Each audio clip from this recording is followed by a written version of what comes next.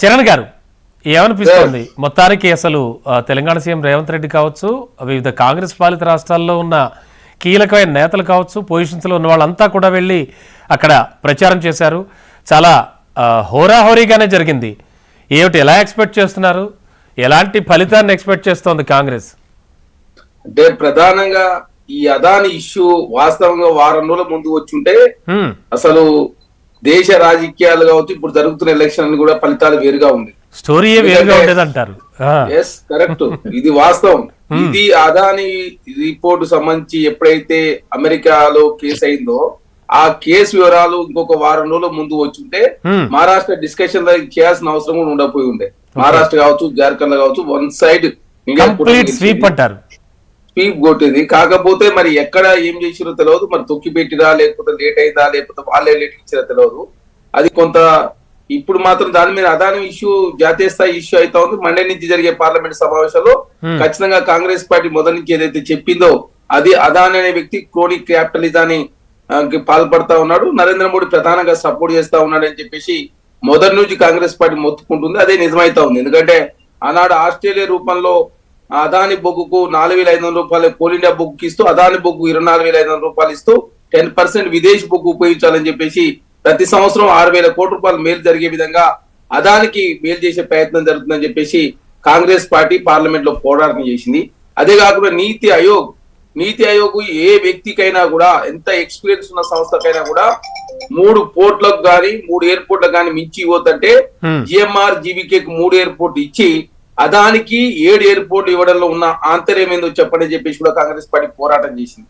ఇట్లా దేశంలో ఉన్నటువంటి సంపదనంతా కూడా అదానికి అప్పచెప్పే ప్రయత్నం నరేంద్ర మోడీ గారు చేసిరు. ఎన్డీఏ అంటే నేషనల్ డెమోక్రటిక్ అలయన్స్ కాదు, national development for Adani Ambani అనేది చాలా స్పష్టంగా నిర్ధారణ అయింది. కాబట్టి రేపు జరగబోయే పార్లమెంట్ సమావేశాల్లో ఖచ్చితంగా జాయింట్ పార్లమెంట్ కమిటీ వేసినట్లయితే వాస్తవ విషయాలు బయటకు వస్తాయని చెప్పేసి కాంగ్రెస్ ప్రభుత్వం కాంగ్రెస్ పార్టీ భావిస్తా ఉంది. ఆ దిశగా నెక్స్ట్ నరేంద్ర మోడీ గారు మరి సమాధానం చెప్తాడా, జేపీసీ చేస్తాడా, అది కూడా చెప్పినాం. సెబీ చైర్మన్ మాధవ్ గారిని తప్పించాలని చెప్పేసి కాంగ్రెస్ పార్టీ చెప్పింది. అంటే 2 రాష్ట్రాల్లో కూడా గెలుపుపై ఖచ్చితంగా ధీమాతో ఉంది కాంగ్రెస్ అంటారు సార్. ఇప్పుడు మణిపూర్ ఎఫెక్ట్ జార్ఖండ్ లో ఉన్నది. ఖచ్చితంగా జార్ఖండ్ లో జేఎంఎం కూటమి, కాంగ్రెస్ కూటమి గెలవబోతా ఉంది. అది కూడా కొంత ఇంకా ఆ స్థాయిలో ఎఫెక్టివ్ గా ఉపయోగించుకోలేకపోయింది. ఎందుకంటే కాలం నిర్ణయిస్తుంది కాబట్టి ఆ సందర్భంగా ఇంకా మణిపూర్ అప్పుడే మళ్ళీ రీఅల్లర్లు స్టార్ట్ అవ్వడు, అక్కడ ఉన్నటువంటి అలయన్స్ పార్ట్నర్స్ ఎవరైతే వాళ్ళు కూడా విత్డ్రా చేసుకుంటూ ఇవన్నీ కూడా జరిగినాయి. అదే కాకుండా ఇప్పుడు మహారాష్ట్రలో కూడా ప్రధానంగా అజిత్ పవార్ గారికి ఏదైతే 59 స్థానాలు తీసుకున్నాడో వారు సింగిల్ లీడ్ పరిమితం అవడు ఖాయం. వారు సింగిల్ లీడ్ పరిమితమైనప్పుడు వారికి 59లో ఒక 10 స్థానాలు వచ్చినా కూడా మిగతా 39 స్థానాలు ఖచ్చితంగా శరద్ పవార్ గారి సీనియారిటీ కలిసి వస్తుందంటారు, ఖచ్చితంగా కాపాడుతుందంటారు మీరు? అజిత్ పవార్ సీట్లే కాంగ్రెస్ పార్టీకి మేలు జరగబోతా ఉంది. అదే కాకుండా ఇప్పుడు ఏదైతే మహావికాస్ అఘాడీలో ఉన్న శరద్ పవార్ గారి సీనియారిటీ కూడా బాగా హెల్ప్ అవుతుందని మీ ఉద్దేశం? ఈసారి చివరి ఎన్నికలని చెప్పేసి చాలా స్పష్టంగా వారు కూడా రిటైర్మెంట్ తీసుకుంటా ఉన్నారు. అదే కాకుండా అజిత్ పవార్ పూర్తి స్థాయిలో అజిత్ పవార్ కి అంటే భారతీయ జనతా పార్టీ ఓట్లు షిఫ్ట్ కంటే ఇటు అజిత్ పవార్ గారి ఓట్లు భారతీయ జనతా పార్టీ కూడా షిఫ్ట్ కాని పరిస్థితి. ఇక్కడ మహావికాస్ అఘాడీలో ఉన్నటువంటి శివసేన ఉద్ధవ్ ఠాక్రేకి సంబంధించి అటు 79% కాంగ్రెస్ పార్టీ షిఫ్ట్ అయినాయి.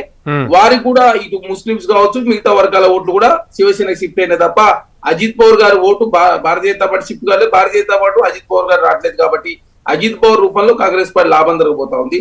అదే కాకుండా మొన్న పార్లమెంట్ ఎలక్షన్ లో కాంగ్రెస్ పార్టీ 30 ఎంపీ స్థానాలు గెలిచింది. ఇప్పుడు ప్రధానంగా బహుజన్ వికాస్ అఘాడీ ఏదైతే ప్రకాష్ అంబేద్కర్ నేతృత్వంలో ఉందో ఆ పార్టీ బలహీన పడతా ఉంది. అదే కాకుండా ఎంఐఎం పార్టీ 17 స్థానాల్లో పోటీ చేస్తా ఉంది. బీఎస్పీ కాంగ్రెస్ పార్టీ ఇండియా కూటమి ఓట్లు చేసే దానిలో భాగంగా వాళ్ళకు 230 స్థానాలు పోటీ చేస్తా ఉన్నారు. కాబట్టి ఖచ్చితంగా పోయినసారి పార్లమెంట్ ఎలక్షన్ లో 25% ఓట్లు వచ్చినాయి.